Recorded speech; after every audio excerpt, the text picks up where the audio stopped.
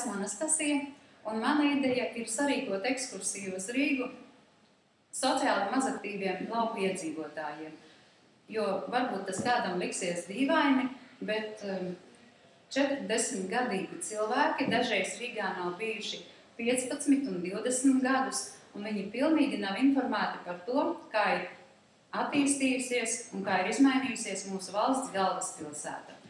Un cilvēki patiesībā baidās izkustēties no savas lauku vides, jo viņi jūtas nedroši. Viņiem būtu ļoti interesanti iepazīt arī kaut ko, kas ir saistīts ar viņu ikdienas dzīvi. Un konkrēti es domāju veiksmīgus lauku uzņēmējus, ko viņi varētu apmeklēt šajā ekskursijas laikā. Tāpat varētu būt vienas vai 2 dienu ekskursija, un man būtu vajadzīgi tomēr 200 lati, lai varētu palīdzēt samaksāt ceļa izdevumus, jo bieži vien ir runa par cilvēkiem, kas ir ilgstošie bezdarbnieki, un viņiem ir ļoti lielas grūtības samaksāt ceļa izdevumus kaut vai tikai līdz Rīgai. Un man ir vajadzīga informācija arī par veiksmīgiem lauku uzņēmējiem, kas būtu pa ceļam uz Rīgu.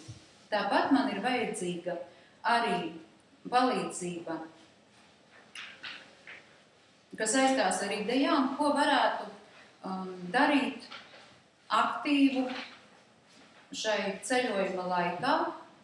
Tā varētu būt, piemēram, labdarība, kaut kāds brīvprātīgo darbs, jo, ja ekskursijā kāds ir ziedojis līdzekļus, tad lai cilvēki, kas dodas izbraukumā, arī varētu no savas puses kaut ko labu darīt.